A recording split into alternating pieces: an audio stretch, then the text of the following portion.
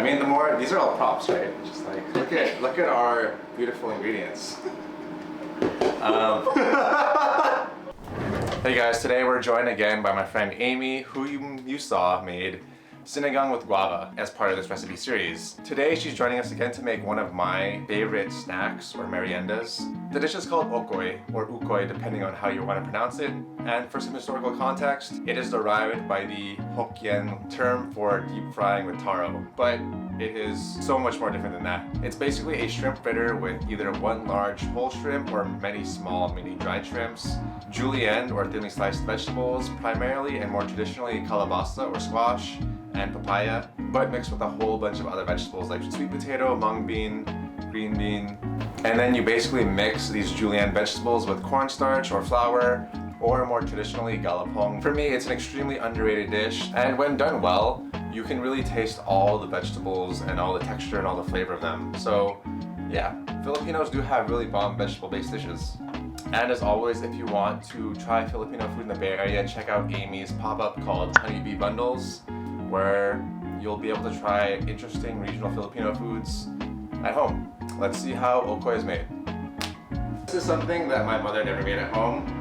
The kind that I would always eat would be like the one that I told you from Valerio's, where it's like filled with so much starch, so much like thickener or filler to make it a lot more heavier than what it actually is supposed to be. The real Okoy, when I had it in the Philippines, is like really fresh, really light, not as heavy as the stuff you get at Valerio's. No offense, Valerio's. Yeah, Okoy for me is a party food.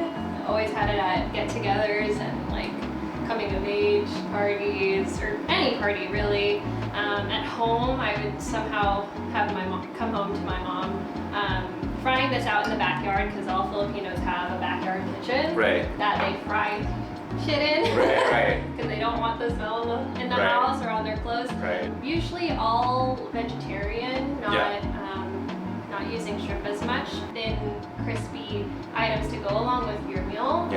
My meals at home always kind of consisted of a vegetable, meat, and a crispy thing because you need a balance all the time with your meals. We're gonna make that today. My way is traditional and unconventional at the same time because I'm not using green papaya, which is common in my household. We like to use like the smaller patties versus like the big basket case ones.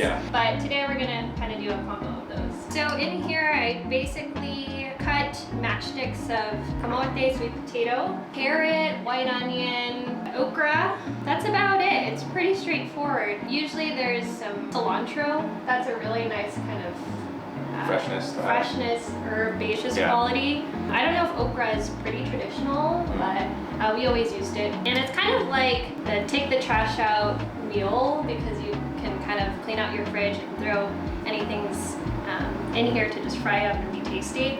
So we put some dalhon ng kamote leaves in here that didn't make the cut for yesterday's meal and try to get as much hydration as possible out by salting it.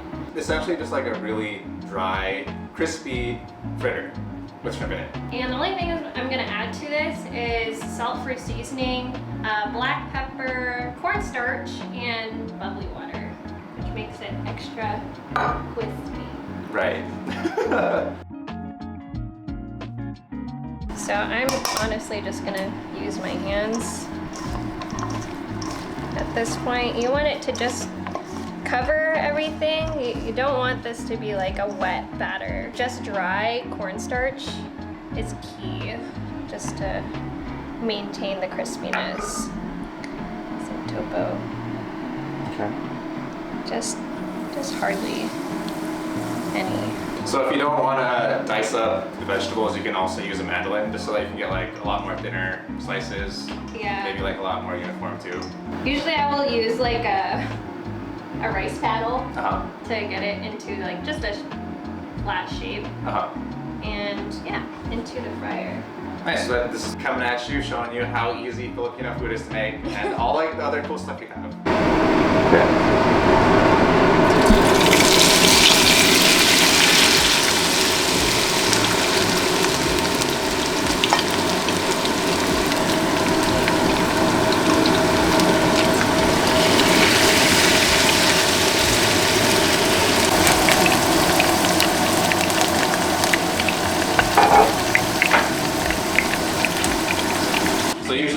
is deep fried, but if you don't have a deep fryer, you can just pan fry it on your skillet.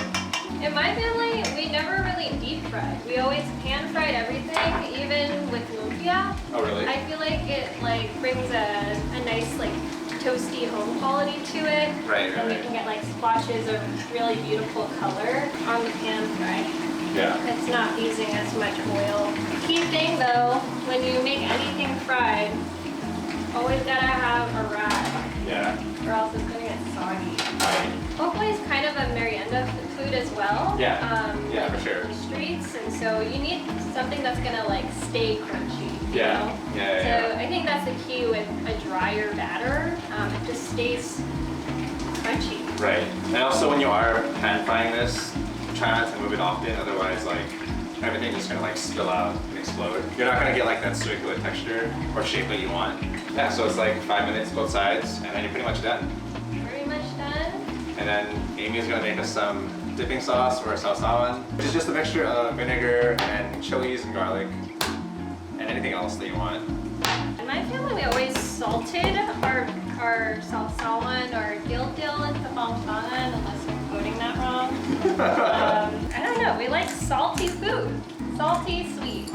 Yeah, in a deep fryer, this would be a little bit more finicky, but it's all about like control in your Pan. in your hand. Yeah, exactly. Final tips for making Okoy if you're doing it at home is to first of all figure out what kind of Okoy you like. If you like a more cakey style batter, obviously use a wet batter. If you like a crispy, light style, I would go with this. The key thing here with Okoy in general is like texture. The vegetables that we're using, I'm using a lot more than like I think normal or is traditional. Also just being very careful with the salting process and making sure you get as much liquid out so that you can get a really crispy product. Yeah. Yeah, I think that's the main things here. It's really not rocket science. It's pretty easy. Yeah.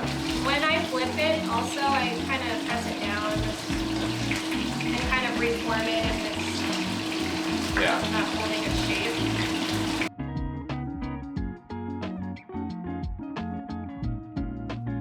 This is Okoy. Yeah, try making it at home. It's very, very easy to make, very cheap, very sulit. Anything fried, like that olfactory memory, you know, it kind of, whenever you make it, you kind of think back to when you first smelled those smells when you were a child. And so definitely like this fried shrimp smell, which I never really do here. Whenever I do it, like today, brings me back to like coming home, seeing my mom cook, hanging out and eating some crispy Okoy or lumpia or whatever it is, and just spending time together as a family. It's probably one of my favorite dishes. Anything crispy is like my favorite. No, sure, same here. Cool, let's dig in. Yeah, let's do it. I'll give you the prettiest one.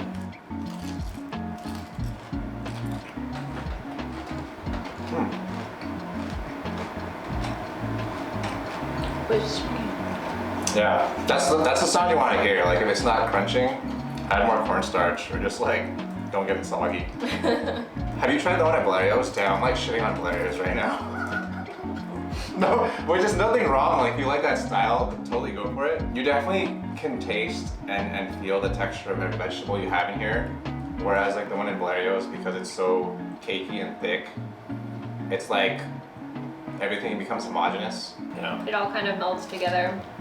And obviously they're doing it in a commercial style. I'm sure if you took those cooks home and have them do it for you, they do it like this. For sure. But it's a little gooey too. Yeah. Do you like the okra? I do. It's like very textured. Usually I don't have it with okra at all. And I remember when we filmed your sinigang episode, you said you like okra a lot. But I definitely think that it does add a lot more textural contrast in the Okoy itself. That's nice, huh? This one was the first one that we... Yeah, solid. Stay tuned for the video where Amy teaches me how to drink wine. She's a sommelier, so she's gonna educate me. Hope the recipe was easy to follow along. Smash that like button, subscribe, and let me know if you want to see more of Amy. you're probably gonna see more of Amy. She's gonna teach me how to make bibingka. Recipe will be in the description box down below as well. Stay tuned for the next episode. Ingat. Cheers. Cheers.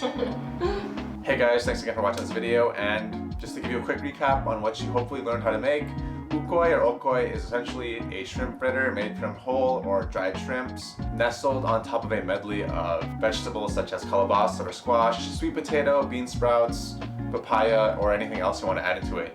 It can either be in a cakey, thick style, or what my friend Amy made, which is more thin, light, crispy batter style. This is just another example of a regional cuisine that is varied in styles, but also possibly something derived from the first Chinese immigrants in the Philippines. Stay tuned for the next episode, and if there's any particular recipe or chef you would like to see again, drop a comment down below, and also stay tuned for other chefs that I have in mind that you haven't seen yet.